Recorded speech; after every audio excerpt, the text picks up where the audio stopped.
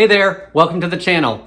So we're getting to the end of summer, but my basil doesn't know yet. So let's not tell it and hope that it goes for another month or so. Today on the channel, I thought we'd use up some of this basil and make pesto. But not just any pesto, we're gonna make Thai basil pesto. Now, I know this is just regular basil that most of us have in our garden.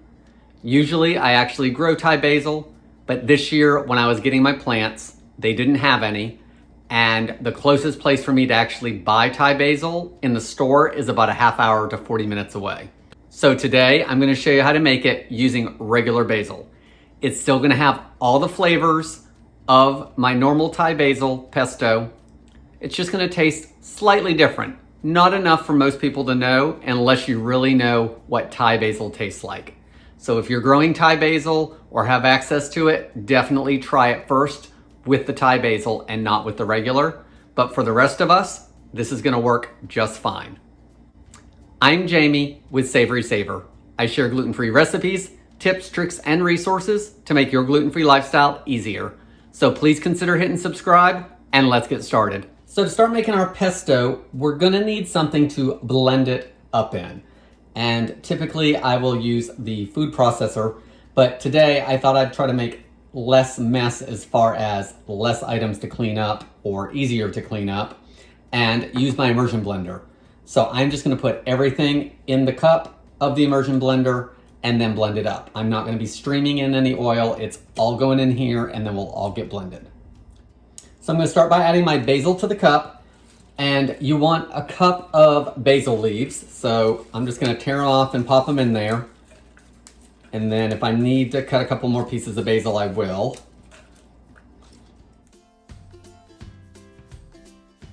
Okay, so we have about a cup of basil. And the next thing we wanna add is some green onion. And I've got 2 green onions here. And if you'll notice, there's no bulb on the bottom. And that's because once we buy green onions in the store, I will cut off the root end and put it in a pot outside in some dirt, and then the greens just keep growing. So it's not very often I have full green onions in the house. A lot of times I just have the greens. So I will just add a little bit extra green to make up for the onion difference I don't have, unless the recipe calls specifically for green onions where I'm gonna use more of them up. So I'm just gonna break those up and push those in there.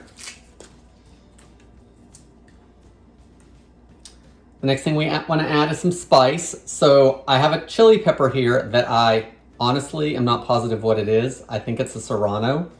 We had some plants that decided they were going to volunteer and come up on their own out of last year's garden. So they're not getting any bigger and I think they're serrano and they're pretty hot. So I'm assuming it's serrano and they're not shaped quite like a jalapeno. So I've tasted a little bit of it and it tastes plenty hot for me, so I'm gonna use one of those. You could also use a Thai chili or a jalapeno for heat, whatever you wanna use there. Next, I wanna add some garlic. So I've got some of the just bottled garlic over here. I'm just gonna add about a clove worth of garlic. We need to add some liquid to this, so here are where the other Thai flavors come in. I'm gonna add a tablespoon of oyster sauce. This is gluten-free, and this is also a little spicy, so I know that Tara is not gonna try it. So I actually have some oyster sauce that is not gluten-free. I'm gonna use that instead because I know she's not gonna have that, but I will link below to gluten-free oyster sauce if you can't find it in your store.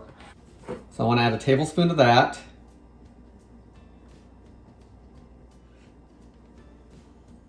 I want to add a tablespoon of gluten-free soy sauce. For a little bit of sweetness, I'm going to add 2 teaspoons of brown sugar. Next, another ingredient that is used very commonly in Thai food is fish sauce. You don't need very much of this to make an impact, so we're only going to use a teaspoon.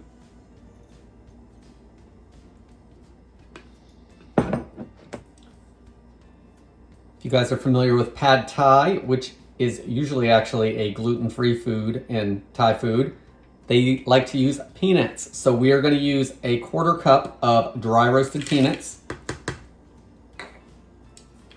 That's what typically in pesto we have pine nuts, so I'm swapping it out for those. For our oil, instead of using olive oil, I'm just going to use regular canola oil, or you could use vegetable oil. I've got 6 tablespoons. I'm also going to add 1 tablespoon of sesame oil. That's going to give it some great flavor.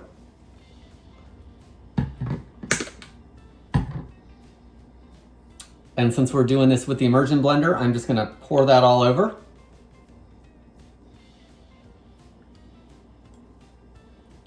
Now all our ingredients are in here, so let's whip it together.